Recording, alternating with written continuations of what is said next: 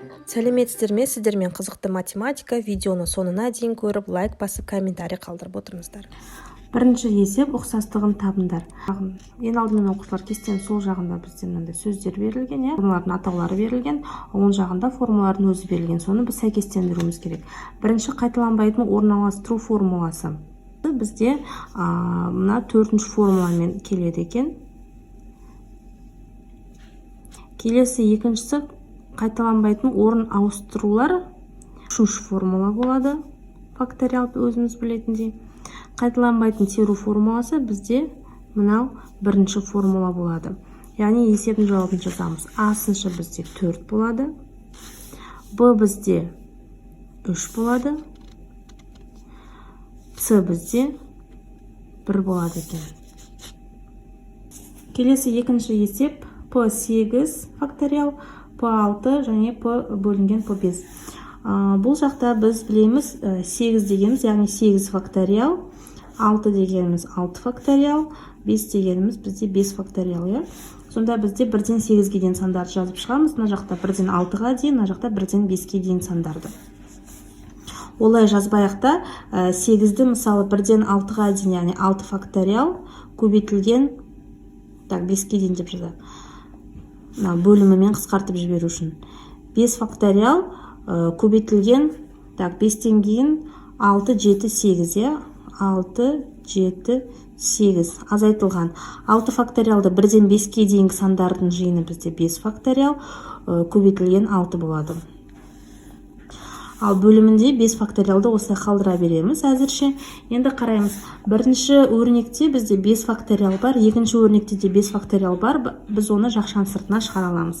Яғни 5 факториал жақша ішінде 6 көбейтілген 7 көбейтілген 8 азайтылған. Екінші өрнекте бізде 6 қалады, бөлінген 5 факториал. Енді 5 факториал мен 5 факториалды қысқартып жіберсек, мына жақта 6 көбейтілген 7 көбейтілген 8 қалады, азайтылған 6. 6-ға 7-ні көбейтсек 42, 42-ге 8-ді көбейтсек. 6-ға 7 42, оған 8-ді көбейтсек 336, 336 азайтылған 6 бізде 330 болады. Б-сыншысы А-ның 8-де 3, А 7-де 2 бөлінген С 7-де 4.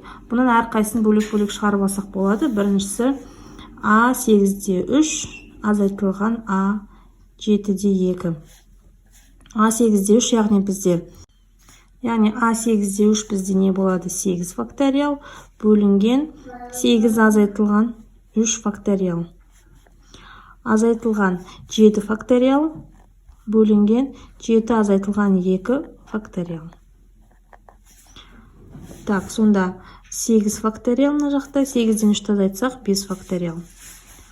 Азайтылған 7 факториал бөлінген мына жақта да 5 факториал болады екен.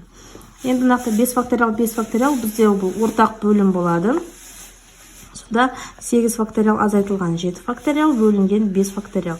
Бағанағы бірінші есептегідей біз 5-ті мына жақта жақшаның сыртына шығарып алсақ болады. Яғни 8 факториал дегеніміз 1-ден 8-ге дейін көбейтіндісі, 5-ге дейін көбейтіндісі 5 факториал деп, одан кейін 6 көбейтілген 7 көбейтілген 8 деп, азайтылған 7-ні 5 факториал, 6 көбейтілген 7 деп аламыз.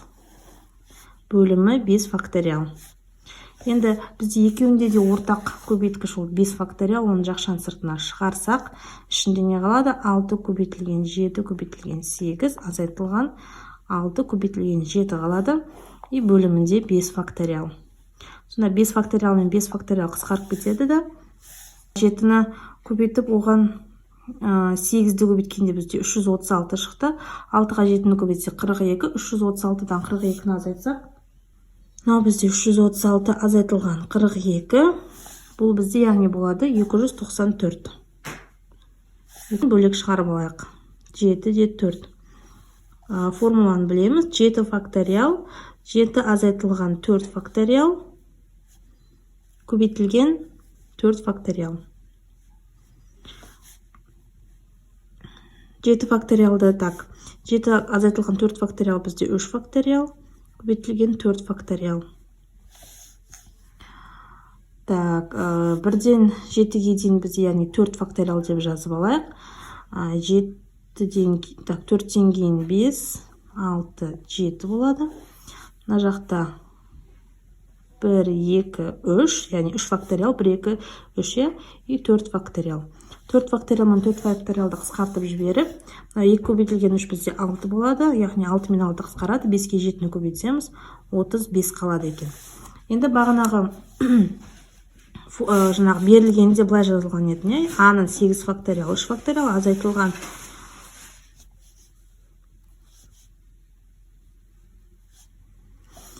Сонда бізде алымында бағана 294 шықты, бөлімінде 35 шықты. 294-ті 35-ке бөлсек, бүтін 10-4 болады. Келесі оқушылар 2 ұпайлық есеп, 3-ші есеп, 5 адам баскетбол ойын ойнау үшін неше тәсілмен таңдап алуға болады 9 адамнан команданың составын. Бұл жақта біз теруді қолданамыз. Неге? Себебі бұл жақта бізде адамдардың реті, яғни қандай ретпен орналасқаны бізге маңызды емес. Бізге бұл жақта теру ретінде шығарып аламыз. Яғни 9 адамның ішінен 5 адамды біз кез келген ретпен таңдап аламыз. Ол бізде теру формуласы, яғни S 9-да 5 дейміз. Формула бойынша 9 факториал, 9 азайтылған 5 факториал, көбейтілген 5 факториал. 9 факториал жазамыз. 9-дан 5 азайтсақ 4 факториал, көбейтілген 5 факториал. 9-ды жазсақ болады. 1, 2, 3, 4, 5, 6, 7, 8, 9 деп. 4-ті жазамыз. 1, 2, 3, 4. Яғни осы сандардың көбейтіндісі 4 факториал деген 1-ден 4-ке дейінгі сандардың көбейтіндісі. 5 факториал бізде 1-ден 5-ке дейінгі сандардың көбейтіндісі. 3, 4, 5. 1, 2, 4, 5. Енді қысқартайық. 1, 2, 4, 5, 1, 2, 4, 5 қысқарады. 2 мен 3 6 мен қысқарады. 4 бізде 8 мен қысқарады. 2 қалады. Сонда 5 қысқарды. 7 көбейтілген 2 көбейтілген 9 қалды. 7-ге 2-ні көбейтсек 14, 14-ке 9-ды көбейтсек 126 екен. Келесі 4-шісі 3 ұпайлық есеп 0, 2, 4, 6, 7, 8 цифрларынан қайталанатын цифрлары жоқ қанша 6 таңбалы тақ сан құрастыруға болады. Бірінші есептің берілген жазбайық. 0, 2, 4, 6, 7, 8. Осы 6 цифрды қолданып, біз 6 таңбалы сан жазуымыз керек. Яғни 6 таңбалы санды клетка ретінде былай нетсек болады. Міне бізде 6 таңбалы санымыз. Бізде қандай дейді? Есептің шарты тақ сан болу керек. Бірінші тақ сан. Тақ сан, яғни бізде ең соңғы санымыз 7 болу керек. Өйткені осы сандардың ішіндегі тақы бізде 7 ғана. Яғни мына жақта бізде 7 деген ғана сан болу керек. Енді қайталанатын цифрлары жоқ, яғни бірінші орынға қойған цифрымыз екінші орында болмау керек, және басқа орындарда болмау керек. Енді біз былай жасаймыз. Біз бірінші цифрдің орнына кез келген санды қоя аламыз, бірақта 0-ден басқа. Яғни бірінші сан бізде 0 болмайды, өйткені сан бізде 0-ден басталмайды. И соңғы саны 7 болу керек. 7 болу керек. Осына 2 шартымыз бар. Сонда бізде 0 болмаса, қалған кез келген санның біреуін таңдай аламыз. Яғни осы цифрлардың, 6 цифрлардың ішінде біз кез келген санды таңдай аламыз, бірақта 7-ден басқа. Яғни бірінші сан бізде 0-да болмайды, 7-де болмайды. Өйткені 7-ні біз соңына қойымыз керек. Яғни 1, 2, 3, 4, осы 4 санның ішінен таңдауымыз керек. Яғни бірінші орынға тек қана 4 санның біреуін ғана қоя аламыз. Біз сонда бірінші цифрды таңдап алдық, енді екінші цифр таңдауымыз керек. Екінші цифрға біз уже 0-ды қоя аламыз, 7-ні қоя алмаймыз. 7 өйткені бізде соңында тұру керек. Енді санаймыз 1, 2, 3, 4, 5 санның ішінен таңдауымыз керек. Бірақта біз уже осы 5 санның ішіндегі бір санның алдына қойып қойдық. Сондықтан 5-тен 1-ді азайтамыз, яғни 4 болады. Келесі үшінші цифр. Үшінші цифрда біз 7-ден басқа сандардан таңдаймыз. 1, 2, 3, 4, 5 санынан. Бірақта біз уже бірінші, екінші цифрға 2 санды қойып қойдық. Яғни 5-тен 2-ні азайтамыз. Бұл жақта біз 3 болады. Келесі төртіншісіне дәл солай осы 5 цифрның ішінен таңдаймыз. Бірақ та біз алдына уже мынаған 1 цифр, мынаған 1 цифр, мынаған 1 цифр, яғни 3 цифрды қойып қойғандықтан 5-тен 2-ні азайтамыз, 3-ті азайтамыз, яғни 2 сан болады.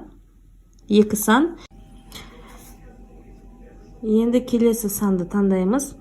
Бұл жерде енді қараймыз, бізде мына жақта бар жоғы 5 санның біреуін қоюымыз керек, бірақ та біз алдыңғы жаққа 4 санды қойып тастадық, яғни 5-тен 4-ті азайтамыз, 1 қалады. Мына жақта 1. Енді ең соңғы санға бағанан бері айтқандай, біз тек қана 7-ні қоя аламыз, оны біз 1 деп аламыз. Енді жаңағы көбейту ережесін пайдаланып 4 көбейтілген 4, көбейтілген 3, көбейтілген 2, көбейтілген 1, көбейтілген 1. 4-ке 4 16, 16-ға 3 болады екен, яғни 96. 6 таңбалы сан, 6 таңбалы сан құрастыруға болады екен. Осы сандарды пайдалану арқылы. 9 сынып оқушылардың 12 оқытылатын пәндері бар. Әр 5 әртүрлі сабақтан бір күнге сабақ кестесін қанша тәсілмен құруға болады. 5-ші есепте біз орналастыру формуласын қолданамыз. Орналастыру формуласы, яғни 12 пәннің ішінен біз 5 әртүрлі сабақтан сабақ кестесін құрауымыз керек, яғни 12-нің ішінен 5-ті таңдауымыз керек. Сонда бізде мына жақта 12 факториал, 12 азайтылған 5 факториал болады. 12-тен 5-ті азайтсақ бізде 7 факториал, алымында бізде 12 факториал. 12 бізде 7 факториал көбейтілген 8 көбейтілген 9 көбейтілген 10 көбейтілген 11 көбейтілген 12 деп жазсақ болады. И алымында 7 факториал, 7 факториал мен 7 факториалды қысқартып жібереміз. Сонда 8-ге 9 бізде 72, 72-ге 10, 720, 720-ға 11, 9504. 6-шы есеп. Сыныпта оқитын 13 ұл және 11 қыз бар. Ауланы тазалау үшін неше тәсілмен 5 ұл және 3 қыз таңдап алуға болады дейді. Оқушылар бізде бұл жақта теруді пайдаланамыз, яғни 13 ұлдың ішінен біз 5-еуін таңдауымыз керек. Көбейтілген 11 қыздың ішінен 3 қызды таңдауымыз керек. Енді формуланы еске түсіріп, алымында біз 13 факториал деп жазамыз. Бөлімінде 13-тен 5-ті азайтамыз. 13 азайтылған 5 факториал, көбейтілген 5 факториал, көбейтілген. Енді екінші бөлшегіміз 11 факториал, 11 азайтылған 3 факториал мына жақта, көбейтілген 3 факториал. Енді бізде мына жақта бірінші бөлшектің бөлімінде 13-тен 5-ті азайтсақ 8 факториал шығады. 8 факториал, көбейтілген 5 факториал. Ал алымындағы 13 факториалды 1-ден 8-ге дейін деп 8 факториал деп, 8-ден кейін бізде қандай 9, 10, 11, 12, 13 деп жазып алсақ, көбейтілген. Мына жақта дәл солай 11-ден 3-ті азайтсақ бізде 8 факториал, 11 факториалды 8 факториал, көбейтілген 9, көбейтілген 10, көбейтілген 11 деп жазып алсақ, и 3 факториалды 1, көбейтілген 2, көбейтілген 3 деп жазылсақ болады. Мына жақта да 5-ті 1 көбейтілген 2, көбейтілген 3, көбейтілген 4, көбейтілген 5 деп жазылсақ болады. Енді 8 факториалдарды қысқартып жібереміз. Енді қараймыз, 2 мен 5 бізде 10 мен қысқарады, 3 пен 4 бізде 12 мен қысқарып кетеді. Сонда бірінші бөлшекте бізде 9 көбейтілген 11, көбейтілген 13 қалды. Мына жақта 2-ні 10 мен 5-ке қысқартып жіберсек, 3-ті 9 пен 3-ке қысқартып жіберсек, көбейтілген 3-ке 5-ті көбейтсек, бізде 15, көбейтілген 11 деп жазып алсақ. Енді барлығын бір-біріне көбейтеміз. 112.355 тәсіл болады екен, иә. Оқушылар, осымен есебім аяқталды. Назар қойып тыңдағандарыңызға рахмет, сау болыңыздар.